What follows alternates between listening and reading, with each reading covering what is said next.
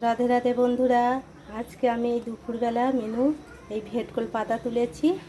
এই ভেটকল পাতা বুঝতে পারছেন, এই ভেটকল পাতা নিয়ে এসেছি।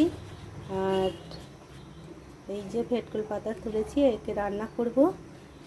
আর এখানের মশলা নিয়েছি রসুন দুটো, আর এই সরষে আর এই কাঁচা লঙ্কা দিয়ে, আর এটা মিক্সচারে পাতা আর এই মশলাকে একসঙ্গে মিক্সড করে নেব।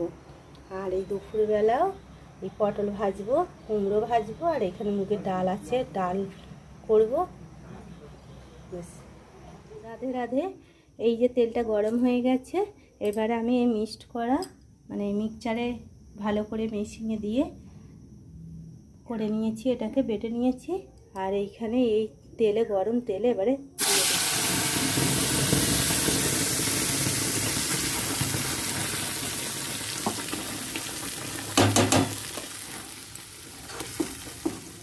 এটাকে অনেকক্ষণ ভাজতে লাগবে বন্ধুরা, কমসে কম 20-25 মিনিট এটাকে ভাজতে লাগবে। ভালো করে এটাকে ভাজতে হবে, তেল বেশি লাগবে একটু এতে। আমি নাবাবার সময় দেখিয়ে দেবো ফেরো কীরকম হলে তবে নাবাতে হবে। রাধে রাধে বন্ধুরা, এই দেখুন এটা পুরো ভাজা হয়ে যাচ্ছে। এবারে অনেকক্ষণ ধরে আমাকে নাড়তে হয়েছে, নেড়ে নেড়ে এটাকে পুরো একদম শুকনো করে ফেলেছি। আর দেখুন কীরকম একটু কালচে কালচে হয়েছে।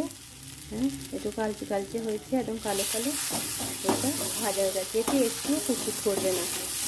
আপনারা করে খেয়ে দেখবেন, ভালো লাগলে কমেন্ট করবেন। শুকনো ভাত দিয়ে খুব ভালো লাগবে।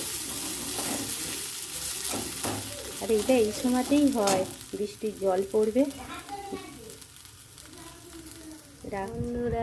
বন্ধুরা রাধে রাধে। আজকে আমার এই ভাত হয়েছে দুপুরের মেনু। আর এখানে আছে এই কুমড়ো ভাজা, আর এই পটল ভাজা, আর এই ভেটকল পাতা ভাজা, আর এই আলু ভাতে এখনও মাখানো হয়নি, মাখাবো। আর এই মুগের ডাল করেছি, ধনে পাতা দিয়ে মুগের ডাল। আজকের মেনু এইটাই। ভালো লাগলে কমেন্ট করবেন।